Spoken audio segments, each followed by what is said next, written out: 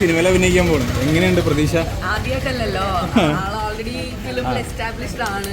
പിന്നെ വീണ്ടും സാധനം ചെയ്തപ്പോൾ വീണ്ടും ഒന്നുകൂടെ എസ്റ്റാബ്ലിഷ്ഡ് ആയി. അപ്പോൾ I am so happy for അവർക്ക് വേണ്ടിയിട്ട് തന്നെയാണ് വന്നതും.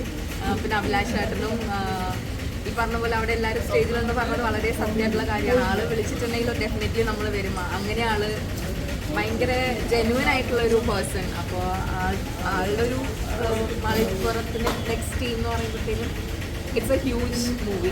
അപ്പോൾ അതിൻ്റെ ഒരു ലോഞ്ചിൽ വരാൻ പറ്റിയ ഒരുപാട് സന്തോഷം.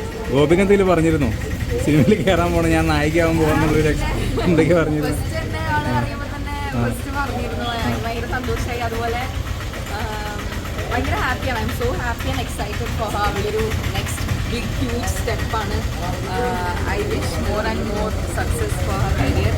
അതുപോലെ ഇതും അവൾ അവിടെ സ്റ്റേജിൽ പറഞ്ഞ പോലെ തന്നെ ആൻസർ 100% അവൾ എന്തായാലും കൊടുക്കും. കാരണം അവൾ ചെയ്യുന്ന എല്ലാ കാര്യത്തിനും 100% കൊടുക്കും.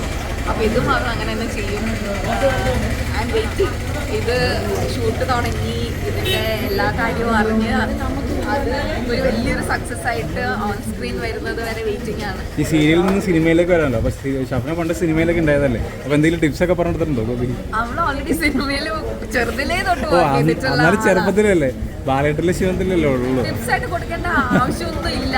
ഷീസ് ലൈക്ക് വെരി കോൺ ആർട്ടിസ്റ്റ് എന്ന് തന്നെ പറയാം. അവളുടെ ഉള്ളിൽ ആ ടാലന്റ് ഉണ്ട്. പിന്നെ പ്രത്യേകിച്ച് ടിപ്സ് ഒന്നും കൊടുക്കേണ്ട ആവശ്യമില്ല. She do it the best. Thank you.